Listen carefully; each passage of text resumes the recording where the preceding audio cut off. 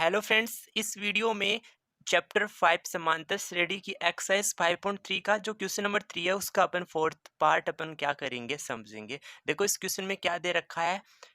तीसरा पद दे रखा है एपी का 15 और प्रथम 10 पदों का योग दे रखा है 125 और हमें सार्व अंतर डी का मान ज्ञात करना है और इसी एपी के 10वें पद का हमें क्या करना है, मान ज्ञात करना है। देखो हम इस क्वेश्चन को कैसे बहुत ही आसान तरीके से इसको बनाएंगे तो समझते हैं। देखो हमें तीसरा पद 15 दे रखा है तो मैं इस तीसरे पद को कैसे रिप्रेजेंट कर सकता हूँ। देखो मैं ए3 को यहाँ क्या लिख सकता हूँ, ध्यान से समझना। यहाँ ए3 को हम क्या लिख देंगे, ए प्लस टू 2D लिख दूंगा। अब ये कैसे लिखा सभी स्टूडेंट को भी समझ में आ जाएगा। देखो किसी भी एपी का समांतर श्रेणी का nवां पद ज्ञात करने का सूत्र हमारे पास क्या होता है, a plus n minus one into क्या आ जाएगा, डी आ जाएगा। अब मैं आपको कहूँ कि मुझे एपी का तीसरा पद निकालना है तो इस एन की जगह मैं कितना रख दूंगा, 3 रख दूंगा। तो रख दो यहाँ ए एन की जगह कितना आ जाएगा, 3 आ जाएगा, इक्वल टू ए की जगह ए रहेगा, फिर प्लस में इस एन की जगह कितना आ जाएगा, 3 आ जाएगा, माइनस क्या आ जाएगा, 1 इंटू क्या आ जाएगा, डी आ जाएगा। अब देखो इसको अपन आगे सिंपल करते हैं। इक्वल टू यहाँ पे क्या आ जाएगा, ए प्लस 3 में से एक माइनस करेंगे तो कितना आ जाएगा, 2 और क्या आ जाएगा, डी आ जाएगा। तो इस प्रकार से अपन तीसरे पद को कितना लिख देंगे, ए प्लस 2D लिख दूंगा। अब मैं आपको बोलूँ यहीं पे अगर हमें 10वां पद निकालना है तो इस 10वें पद को अपन ए और डी के पदों में क्या लिख देंगे, ए प्लस 9D। देखो ए और डी के पदों में लिखने का मैं आपको तरीका बता रहा हूँ कि आप इस सूत्र से अपन क्या कर सकते हैं, ऐसे 10वें पद को ए प्लस 9D की फॉर्म में लिख सकते हैं। तो सभी स्टूडेंट को ये समझ में आ गया होगा कि कैसे हम ए और डी के पदों में लिख रहे हैं। अब देखो ए3 का मान हमें कितना दे रखा है, 15 दे रखा है, तो मैं ऐसा लिख दूंगा यहाँ पे ए प्लस 2D बराबर कितना आ जाएगा, 15 आ जाएगा। यहाँ से इस चीज़ का मान मिल गया और इसको हम समीकरण नंबर कितना कह देता हूँ, 1। ये हमारे पास समीकरण नंबर क्या आ गया, 1 आ गया। तो हमने जो पहला वैल्यू दे रखा था ए3 उससे हमने समीकरण 1 बना लिया। अब जो दूसरा मान दे रखा है, कितना दे रखा है, S10 दे रखा है, इक्वल टू 125 दे रखा है। तो यहाँ पे अपन क्या करेंगे, SN वाला फॉर्मूला लगाएंगे। तो देखो SN n पदों का योग ज्ञात करने का सूत्र हमारे पास क्या होता है, SN बराबर n/2 ब्रैकेट में क्या आ जाएगा, 2a plus n minus 1 into क्या आ जाएगा, डी आ जाएगा। देखो क्वेश्चन में जो मान हमें दे रखे उन्हीं को देख के हमें क्या करना है, फॉर्मूला पता करना है। तो जैसे आपको पता चला कि यहाँ पे 10 पदों का योग दे रखा है तो आप n पदों का योग कैसे निकालते हो, उसी सूत्र का अपन क्या कर लेते हैं, उपयोग कर लेते हैं। अब देखो 10 पदों का मान चाहिए तो n की जगह मैं यहाँ पे कितना रख दूंगा, 10। यहाँ पे n की जगह कितना रख दूंगा, 10 रख दूंगा। तो यहाँ पे क्या आ जाएगा, S10 आ जाएगा, इक्वल टू यहाँ पे 10 बटा कितना आ जाएगा, 2 आ जाएगा। और ब्रैकेट में देखो मुझे ए और डी किसी भी मान की किसी किसी का भी मान नहीं पता तो मैं 2a ऐसा ऐसा रहने दूंगा, फिर प्लस में एन मुझे पता चला 10 माइनस 1 इंटू क्या कर दूंगा मैं यहाँ पे, डी कर दूंगा। अब देखो S10 का मान मुझे क्वेश्चन में दे रखा है, कितना दे रखा है, 125 बराबर मैं यहाँ पे 10 में किसका भाग दे दूंगा, 2 का भाग दे दूंगा, तो कितना आ जाएगा, 5 आ जाएगा। और ब्रैकेट के अंदर मेरे पास यहाँ पे 2a है, प्लस में 10 में से 1 कम कर दूंगा तो 9 आ जाएगा और उसके साथ क्या आ जाएगा, डी आ जाएगा। और देखो 5 यहाँ किस में गुना में है, इसको इधर ले जाऊंगा तो कहाँ चला जाएगा, भाग में चला जाएगा। तो 125 पे मैं किसका भाग दे दूंगा, 5 का भाग दे दूंगा, इक्वल टू क्या आ जाएगा, 2a प्लस क्या आ जाएगा, 9D आ जाएगा। इतना सभी स्टूडेंट को समझ में आ गया होगा। 125 में 5 का भाग दे दो तो कितना आ जाएगा, 25 आ जाएगा। यानी हमारे पास इस 2a प्लस 9D का जो मान है वो कितना मिल गया, 25 मिल गया। इसका मान हमें कितना मिल गया, 25 मिल गया।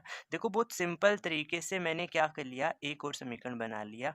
इस समीकरण को मैं कितना नंबर दे देता हूँ, 2 नंबर समीकरण दे देता हूँ। अब देखो आपके पास 2 समीकरण मिल गई, एक तो समीकरण नंबर 1 मिला, एक समीकरण नंबर 2 मिला। इन दोनों समीकरणों को तुम्हारे पास हल करने के तीन मेथड होते हैं, जैसे आपने चैप्टर 3 में सीखा होगा। एक तो प्रतिस्थापन विधि होती है, एक विलोपन विधि होती है, एक कौन सी विधि होती है, वज्र गुणन विधि होती है। तो हम इन दोनों समीकरणों को विलोपन विधि से क्या कर लेते हैं, हल कर लेते हैं। जिस भी स्टूडेंट को विलोपन विधि नहीं समझ में आ रखी है तो यहाँ समझ लो कैसे अपन विलोपन विधि से सरल करते हैं।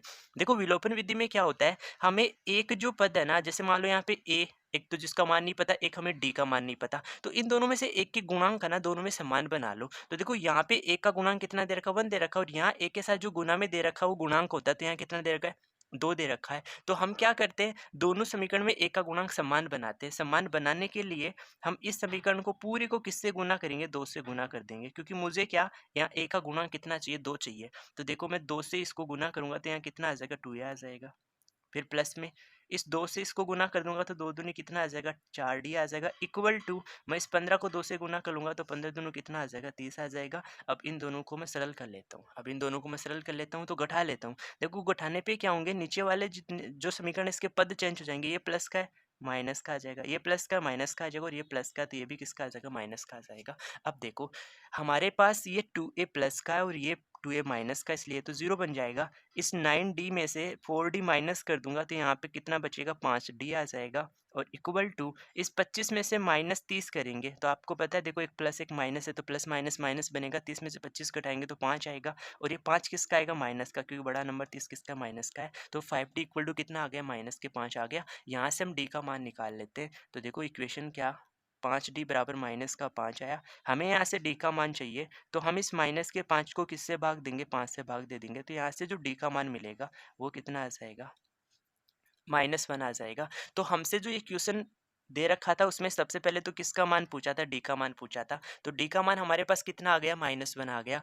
अब जैसे ही डी का मान पता चला तो हमें क्या करना है 10वें पद का मान निकालना है, लेकिन 10वें पद का मान निकालने के लिए हमें ए और डी दोनों पता करने पड़ेंगे। तो इस डी का मान हम इन दोनों में से चाहे समीकरण 1 ले लो चाहे समीकरण 2 ले लो, इनमें से किसी भी एक समीकरण में रख दो, वहां से हमें किसका मान पता चल जाएगा ए का मान भी अपन निकाल लेंगे। तो देखो जो समीकरण 1 जो हमारा ये वाला था इसमें मैं रख देता हूँ किसका मान डी का मान, तो ये 2 से गुना करके जो समीकरण बना था उसमें भी रख सकते हो, या फिर ये नॉर्मल समीकरण था पहले वाला उसमें भी रख सकते हैं। तो ए को मैं ए रहने दूंगा, फिर प्लस में 2 इंटू डी कितना है हमारे पास -1 है, और इक्वल टू कितना आ जाएगा 15 आ जाएगा। तो ए अपन इसको गुना करेंगे तो यहाँ माइनस के 2 बराबर कितना आ जाएगा 15 आ जाएगा, और ए इस -2 को इधर भेज दूंगा तो प्लस बन जाएगा, तो यहाँ पे कितना आ जाएगा 15 + 2, यानी ए का मान हमारे पास कितना आ गया यहाँ से 17 आ गया। तो ये ए का मान और डी का मान यहाँ रख दूंगा तो मुझे कौन से पद का मान मिल जाएगा 10वें पद का मान मिल जाएगा। तो हमें 10वें पद का मान ज्ञात करना है, तो ए तो हमें कितना पता चला 17 पता चला, फिर प्लस 9 और डी हमें कितना -1 हमने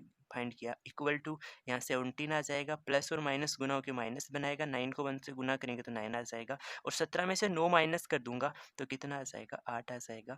तो हमारे पास इस एपी का जो 10वां पद होगा उसका मान कितना आ जाएगा 8 आ जाएगा, और इस एपी का जो सार्वयंत्र होगा वो -1 आ जाएगा, और इस एपी का जो प्रथम पद होगा वो कितना आ जाएगा 17 आ जाएगा। तो आई होप सभी स्टूडेंट को समझ में आ गया होगा कि इस क्वेश्चन का हल हमने कैसे बनाया।